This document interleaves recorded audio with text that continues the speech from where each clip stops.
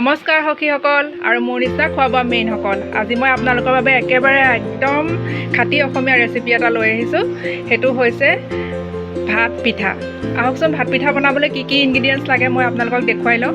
ভাত পিঠা বনাবলৈ আমাক মূলতঃ লাগিব ৰাইচ পাউডাৰ, চাউলৰ গুড়ি আৰু অকণমান চেনি আৰু অকণমান নিমখ, সামান্য পৰিমাণৰ। চেনিটো কিন্তু যদি ঘৰত ডায়েবেটিছ থকা মানুহ আছে আপোনালোকে চেনিটো নিদিব। আৰু লগতে পানী দিয়ে প্ৰথমতে মই ৰাইচ পাউডাৰখিনি আটাৰ নিচিনাকৈ মঠি লওঁ। আহক,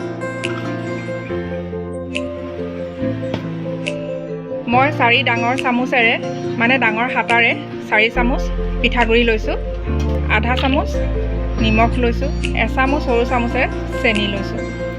চেনিটো আপোনালোকৰ ইচ্ছাৰ কথা নিদিলেও হয়, কিন্তু সোৱাদটো আহে চেনিটো দিলে। ঠিক আছে, পানী দি আগতে এইখিনি ভালদৰে মিহলাই লওক। তাৰপিছত পানী দি মঠি দিয়ক। অলপ অলপ পানী দি মঠিব। এনেকৈ আটা মঠাৰ দৰে দেখিছেনে? ভালকৈ মঠি লওক। দেখিছেনে? একদম আটাৰ নিচিনা হৈ গৈছে। আটাৰ মঠিলে যেনেকৈ হয় ঠিক তেনেকৈ। এতিয়া পিঠাটো সিজাবলৈ আহকচোন গৰম পানীখিনি কৰি লওঁ ভালকৈ।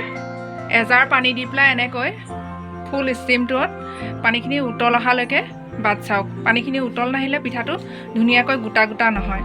ঠিক আছে, পানীখিনি উতল অহালৈ বাট চাওঁ। আহক, দেখিছে নহয় পানীখিনি কি ধুনীয়াকৈ উতল আহিছে। এতিয়া এনেকুৱা এখন বাঁহৰ চালনী লওক। তাতে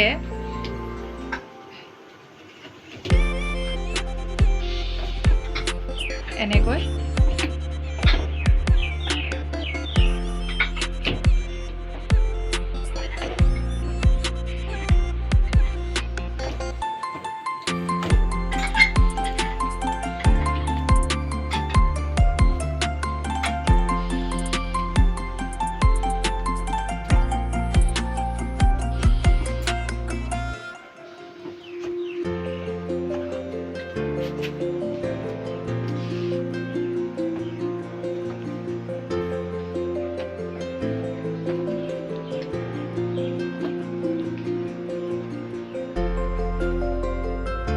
দেখিছে নহয় কি ধুনীয়াকৈ। যেতিয়া এই বস্তুখিনি উপঙি পেলাই, দেখিছে নহয় কেনেকুৱা দানা দানা হৈছে। যেতিয়া এই বস্তুখিনি সিজি পেলাই ওপৰলৈ উপঙি আহিব তেতিয়া জানিব যে এইখিনি সিজিলে বুলি। লাহে লাহে ওপৰলৈ আহিবলৈ আৰম্ভ কৰিছে। বিৰাট হেল্ডি হয় এই বস্তুটো।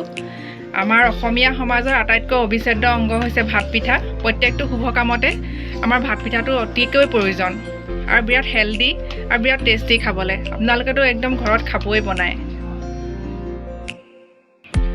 দেখিছে নহয় এটা এটা হৈ গৈছেগৈ। এইখিনি সিজি আহিলে আহকচোন এইখিনি এটা বাঁহৰ খৰাহীত অজৰাই লওঁ। এনেকৈ অজৰাই দিলে কি হ'ব, আপোনাৰ ইয়াত থকা যিখিনি অতিৰিক্ত পানী সেই পানীখিনি শুহি তললৈ পৰি যাব। দেখিছে নহয় এনেকৈ এটা এটা দানা হৈ আহে সিজাৰ পিছত।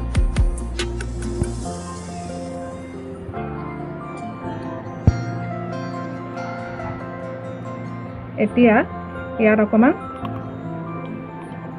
গৰু ঘিউ দি দিয়ক।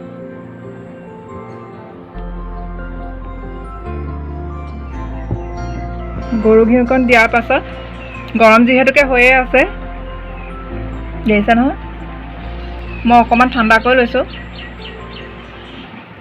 লগত আপুনি ক্ৰীম, গুড়, কল সকলো মিহলাই ধুনীয়াকৈ গৰমে গৰমে খাই দিয়ক।